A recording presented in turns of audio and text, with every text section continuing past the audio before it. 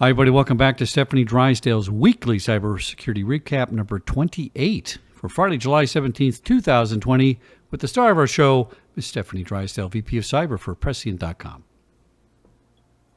Hey, Chuck. How are you? So this week, Stan Lowe shared a really great resource for everyone, Veterans Crisis Line. It's suicide prevention. It's a hotline, text, chat. It's for active duty service members and vets. Everyone's having a really tough time right now, especially people who already have an extra load to carry from their time in the service and things that have gone on and hardships that they have to deal with. So great resource for everyone. So just kind of, if you would, share it and make sure that everyone has it in case they need it. Reach out. Don't feel like you're alone. I'm here. Lots of people are here. So please reach out. So this week, a bank info security article was shared on the profitability of BEC, or business email compromise scams. You'll recall that business email compromise is when someone will pretend to either work with your company externally or internally and try to convince you to transfer money or to wire money to a bank account. This is definitely an issue for law firms, football clubs, financial institutions, any company really that transfers money to anyone else. So we really want to encourage everyone at this point to tighten up your policies and procedures for this. No exceptions for the executives, especially not the CEOs. You have to follow the same protocols everyone else does.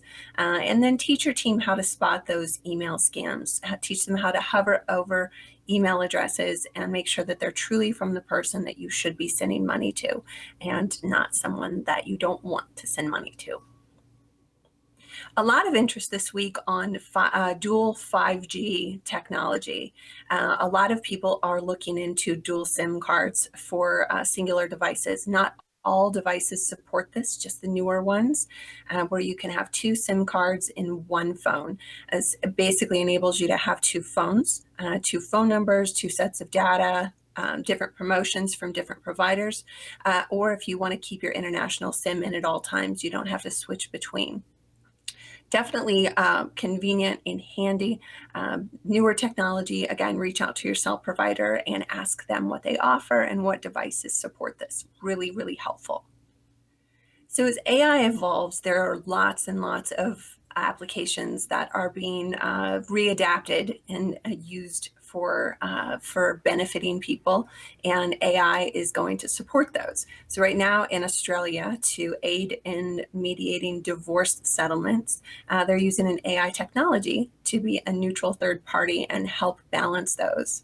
The flip side of AI, a lot of fake impressions and impersonations for executives. So an instance this week Bob Carver shared was in a Wall Street Journal article about AI impersonating the CEO's voice. So keep an eye and an ear out for those and make sure that you know how they work and how to protect yourself against those. In Homeland Security this week shared some really sobering statistics on the prevalence of sexual harassment and sexual assault in the military. It affects both men and women, predominantly women, but as the military grows in its complexity and its capabilities, it becomes really imperative that we grow in that diversity and inclusion and how we welcome people that maybe don't necessarily look like we're used to seeing into our ranks in a way that's safe and helps us grow as one of the strongest military powers in the world. So really important article and lots of support needed to make sure that that goes in the right direction. So Info Security magazine this week discussed the importance of finding a balance between employee privacy and security when anticipating a malicious insider threat. So everything related to this COVID crisis, remote work, uncertainty, financial problems, greed, anger, fear, all of those things are just a recipe for insider threat.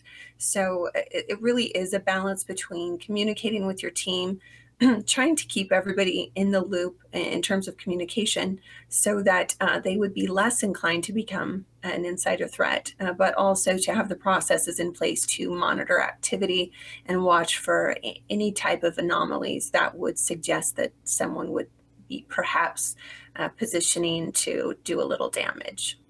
So right now, everyone is talking about Twitter account takeovers, very concerning on a number of levels. And there's still a lot that we don't know about this.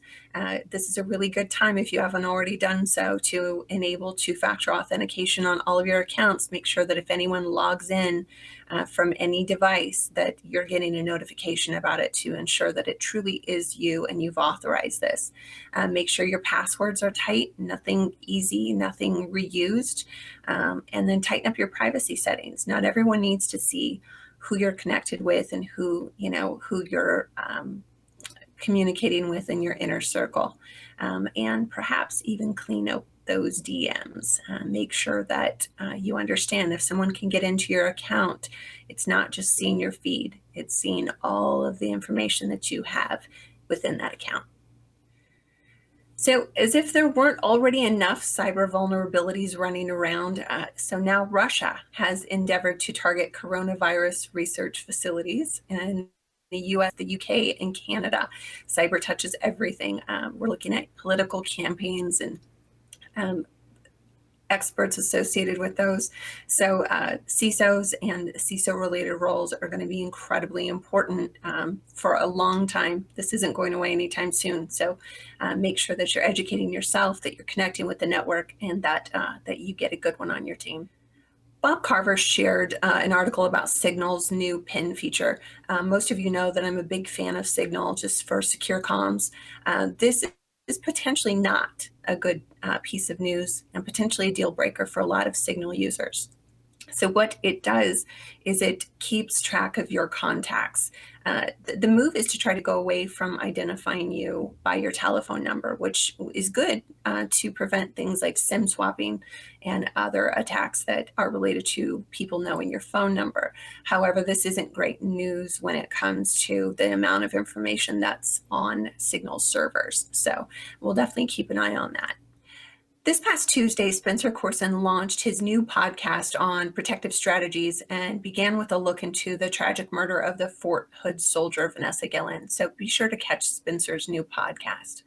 Jane Franklin this week wrote an article on busting 9 myths on having a career in cybersecurity.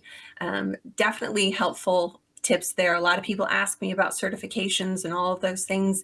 It's hard to answer because I don't know which direction you want to go with your career, but definitely had some great insight in her article, so be sure to catch that. Alyssa Valentina Knight shared an important reminder from Krebs on security on how to avoid falling prey to phone scams. So when in doubt, hang up, look it up, and call back. When people call you on your phone, it's better just not to answer. Wait for the voicemail to come through. If it's your bank and you need to make sure you look up their information afterward, do that. Don't ever just trust that the person on the other end is who they say they are, or that the numbers and references that they're communicating to you are truthful and to your best interest. So always question that and always call back on your own terms. Matthias Wilson shared a YouTube video on how you can avoid falling prey to social engineering attacks. Really helpful tips, things that we talk about a lot, but social media settings, how to avoid oversharing, really important stuff. Again, people call you on the phone, you are very prey to a social engineering attack. That's why it's always better not to answer, because you don't have to judge whether or not they seem legit. You just wait and find out and verify on your own. Deliver Fund shared really helpful indicators on how to recognize human trafficking victims in a place like a massage parlor. So with the COVID stress and things opening up a bit, you might feel compelled to just run out and get a quick massage. These are ways to look and make sure that the place you're going is actually a good, reputable place that doesn't hurt people in the process. And that's what I have for you this week. I hope everyone is well and masked up and trying to enjoy some of this summer. Hopefully we'll get through it after some of our numbers hopefully go back down. I'm looking forward to connecting again with you all when this is done. Anyway, make sure to comment and feel free to reach out with any questions, and I will talk to you all next week.